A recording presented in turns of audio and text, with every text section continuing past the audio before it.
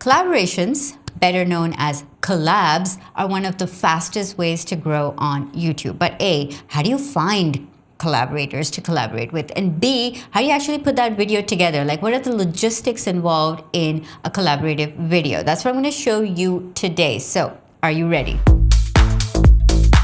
Hey entrepreneur, it's Salma Jafri from salmajafri.com, and you are in the right place if you want to grow your personal brand with video. Hit the red subscribe button and the bell icon, and let's begin. Collabs have been the #1 way that I've grown my channel. Every single time I've done a collaborative video, I have seen spikes in subscriber growth. So collaborations absolutely work. So let's start off with, where do you even find collaborators, right? So my favorite place is to find collaborators inside Facebook groups. Now, I've talked about Facebook groups a lot. I've made a lot of videos. I have a whole playlist on Facebook groups marketing. So you can go and watch that, and how to actually interact with people, become friends, and therefore find potential collaborators. But you want to join interest-based Facebook groups in your niche and just start talking to people inside there. Now, if you're not big on Facebook groups, you can do the same thing on Twitter. So you can join conversations on Twitter based on interest.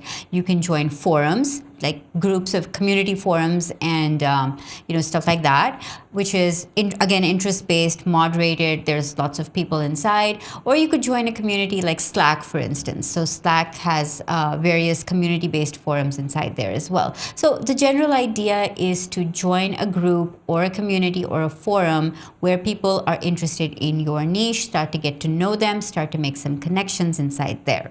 So now, once you've found somebody who you think you'd like to collab with, what's the next step? So I'm going to classify collaborations as 3 different types. So the 3 classifications of collabs that I've seen are, #1, shoutouts, #2, handoffs, and #3, featured experts. So I'm going to dive into all 3 of these, and I'm also going to bust some collab myths, so stay tuned till the end for that. Okay, so the first one is a shout out. A shout out is exactly what it says it is. It's a shout out where you appreciate another video creator and you tell your audience about them. Maybe you can show a little snippet from their channel, maybe you can show their face, maybe you could show a screenshot from their channel and give a reason for your followers to go and follow that person, and then they do the same for you. So a shout out is basically you just telling your audience that, hey, if you're interested in this, then go check this person out. They're great at what they do, and they do the same for you. So it's a collaborative effort where you share your audiences by just telling your audiences about the other person. So that's the easiest kind of collab really to do. The second kind of collab is what I like to call a handoff. And this is slightly more complicated and it requires a little bit more planning. And the way that I like to do this, and if you've seen my channel, some of the collaborative videos that I've done with Nick Nimmin, for example, would be a good example of a handoff. And how we do that is we get chatting and we're like, okay, the first thing we talk about is topic. So like, okay, what topic do you want to do? What topic do you want to do? And typically what happens is I ask people, okay, what are you most comfortable talking about? And then I see whether my audience is also going to want to learn more on that specific topic, right? So you want to make sure that you're still catering to your audience, and the value that that collaborator is going to bring into your channel is still going to be very relevant to your audience, right? So you discuss topics and you present whatever topic you want to do, and they tell you what topic they want to do. Second thing you discuss is timing. So do you want to release the videos together on the same day, one after the other? Because that's going to affect how you're going to promote those 2 videos, right? So typically what I like to do is one after the other. So I'll be like, okay, this week I'll release your collaborative video, and next week you release my collaborative video. Or you can do it together and sort of cross-promote each other. So whichever way works for both of you.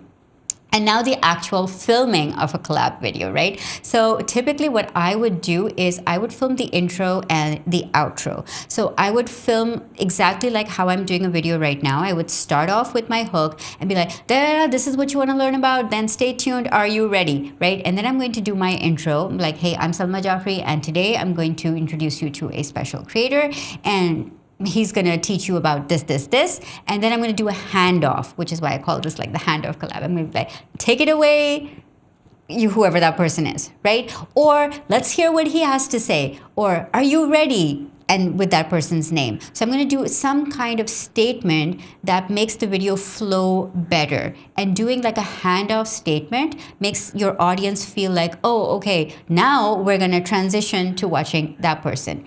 And then that person will jump in and they will start with saying something like, hey, thanks, Salma, for that shout out, or for that intro, or thanks for telling people about, what I do. And then they're going to sort of jump into the meat of what the collaboration is about. So you want to have these details worked in before with them. You actually want to tell them that, hey, I'm going to do a handoff, and this is what I'm going to say, something like this. And then you want them to say, okay, so you're going to respond to this, and then you're going to go into your content. So that just makes your collab video flow better, and it seems like you've worked it all out and it's well planned, and it makes your audience see a very seamless video. So you want to do the same thing for your outro. So as they're ending their video, they want to say something like, okay, so back to you, Salma, and they can sort of hand over the video back to you. And then I'm going to do the outro, and I'm going to be like, wow, that was such great information that you shared. Thank you so much for that, with the name of the creator. And then I'm going to do my outro like I always do. So I'll end the video and I'll be like, subscribe to the channel and do this. And I'm going to tell people where to go to for all the links.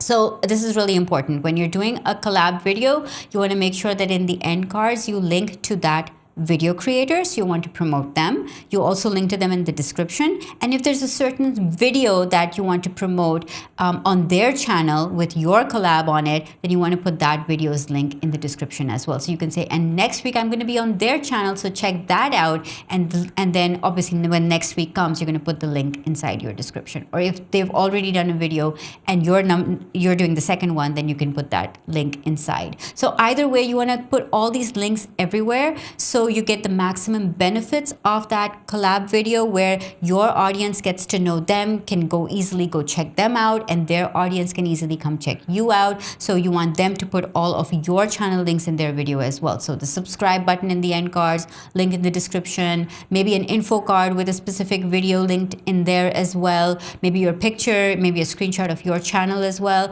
Whatever you guys want to do, work it out and decide, and make the process seamless by deciding how you're going to do the handoffs. Those are really important in knowing, in having the video flow really well together. Now, I would love to hear from you. What is a channel or maybe a video creator that you would absolutely love to collab with? Drop their name in the comment section below.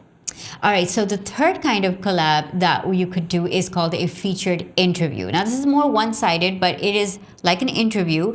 And the benefit of doing this is that the interview is typically shared by both parties. So you still get the value of the collab, right? So what you want to do here is invite an expert or somebody who has interesting opinions on your channel and talk to your audience. So you can do this actually physically by being in the same place at the same time, or you can do it via video conferencing. So I typically use Zoom software to conduct video conferencing interviews. So Zoom is free up till the first 45 minutes. So if your interview is less than that, then you can absolutely use the software for free, or you can use the paid version for doing longer interviews. But either way, get somebody to interview and record that, and that could be a great way to do a collab where you get somebody else's expert opinion on your channel, and then you ask them to share it out on all of their social media, their blog, their email newsletters, and all of that. And they should be happy to do that because obviously it's something they want to promote as well, right? So you want to work all those details out in advance of where they're going to promote it. And if they have a good following, then that could really bring in a lot of new eyeballs to your content. A lot of new people are going to discover you that way. Now, I want to break down two myths that I often hear about when people think about doing collaboration. The first one is, do I need to collab with a channel, or can I collab with a channel that is larger than mine? And the second myth that I hear is, do we have to be in the same niche to collaborate together? So let's break these down. So the first one is about channel size. Now, let me tell you something. When I first collaborated with Nick, first of all, he's a stand-up guy, and standout guy as well. But when I first collaborated, he was at 30K subscribers and I was at, I think, 4K, something like that, right? So it wasn't the same level. Now, here's where things get interesting. If the way that I look at it is that if you're providing value to somebody's audience, then your channel size really doesn't matter. And I wanted to talk about a topic on his channel that he hadn't yet talked about, but it was still very relevant to his audience. And so he agreed, and he kind of surprised me by saying, I'll do one for your channel as well. So you don't feel afraid to reach out to creators bigger than you, but remember what your value proposition is. If you are very clear about how you're going to be helping their audience, that's what it all comes down to. Just be really clear about how this topic or what you're going to present is going to be beneficial to their audience. And if they can see the value in that, then they are likely to say yes. Obviously, everything else matters as well. Your production quality matters as well, and how you are and how your channel presents itself and what niche you're in also matters. So let's go to the second point, which is, do you guys need to be in the same niche? Well, yes and no. You need to be in similar, but you can be in complementary niches as well. So let's say you're a fitness channel and they are a diet channel, let's say, right? So even though healthy eating is what they normally talked about and fitness regimes is what you normally talk about, but you can see that it's complementary, right? So when you're talking about fitness, you can bring them in as a collaborator to talk about diet. So it doesn't have to be necessarily the same niche. It does have to be relevant to your audience. So you can absolutely approach creators who have larger channels than you, as long as your value proposition is really clear, and you can approach creators in complementary niches to you, again, as long as that is providing value to both audiences. So I hope that clears up a lot of confusion of how to do collaborations, and you can get your first collab done with the tips and the outlines that I gave you in this video. Let me know what kind of collaboration you're most excited about doing, the shout out, the handoff one, or the featured interview one. As always, remember that to learn more about how to use YouTube to grow your business and your brand, watch my free YouTube masterclass, 30 minutes of pure goodness. I'm going to drop the link in the description as well as in the end card next to me. Remember to go after what you want and build a brand you love, because you can be the media.